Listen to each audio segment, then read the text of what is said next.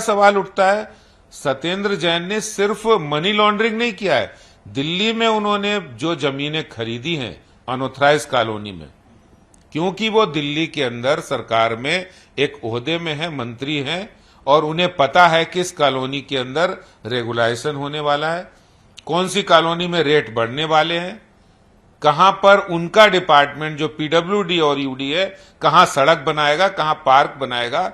इसलिए उन्होंने ऐसी जगह जमीनें खरीदी और फिर उन जमीनों को वो महंगे दामों पर 10 गुने, 8 गुने, 4 गुने दामों पर बेचकर ज्यादा कमाई कर सके। तो उन पर सिर्फ और सिर्फ मनी लॉन्ड्रिंग नहीं, आय से अधिक संपत्ति नहीं, बल्कि सरकारी पद का दुरुपयोग करने का भी मामला बनता है। इसलिए केजरीवाल पंजाब में दुहाई करते हमने वीडियो दिखाकर मंत्री को बर्खास्त कर दिया। तो अब आपको क्यों डर लग रहा है? क्यों आप डर रहे हैं? किस बात का आपको भय लग रहा है कि सत्येंद्र जैन को हम बर्खास्त करेंगे तो आपकी पोल खोल देंगे, आपके काले कारनामों का चिट्ठा वहां दे देंगे?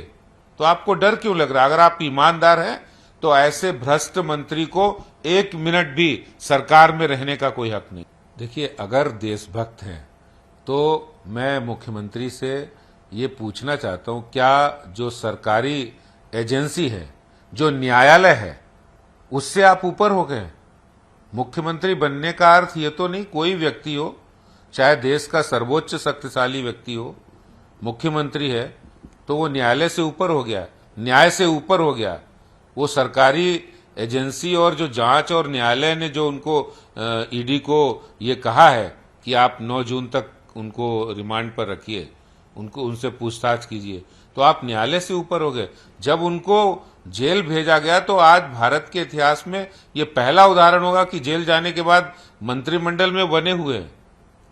आप देशभक्त हैं तो आप देश के कानून का सम्मान कीजिए, न्यायालय का सम्मान कीजिए। देशभक्त वो होता है, देशभक्त सिर्फ बातें करने से, गाल बजाने से देशभक्त कोई नहीं होता। जरूर सत्येंद्र जैन को आप बचाने में लगे हुए, जरूर दाल में कुछ काला है, इसीलिए आप इतना कह रहे हैं सत्येंद्र जैन, सत्येंद्र जैन। अरे सत्येंद्र जैन ने के पास कौन से आपके राज हैं जो आप इतना डर आपको लग रहा है? देखिए, अब ये वक्त आ गया है दिल्ली के मुख्यमंत्री को अपनी ईमानदारी के सबूत देने का। जब ये मामला 7-8 साल से चल रहा था और इसकी जांच चल रही थी, स्वयं दिल्ली के जो स्वास्थ्य मंत्री सत्येंद्र जैन ने जो भी उनके आरोप लगे उनको स्वीकार किया है, और उन्होंने ये भी बताया ये सारी कंपनियों को मैं चलाता था, जिसमें हवाला के द्वारा पहले 16.39 करोड़ का लेन देन हुआ है, और फिर उस पैसे से 200 बीघा जमीन यहां पर उनकी शेल कंपनियों के द्वारा खरीदी गई। बाकायदा सेल डीड है, और वो सेल डीड जो इंडो मेटल इम्पैक्ट्स है, अकिंचन प्राइवेट लिमिटेड है, प्रयास इन्फो सोल्यूशंस है, और उन सारी कंपनियों को ऑपरेट सत्येंद्र जैन जी खुद करते थे और अभी भी उसको कंट्रोल कर रहे हैं। और जिस तरह से हवाला के द्वारा पैसा लाते थे, उससे फिर दिल्ली के अंदर वो इन्वेस्ट करते थे।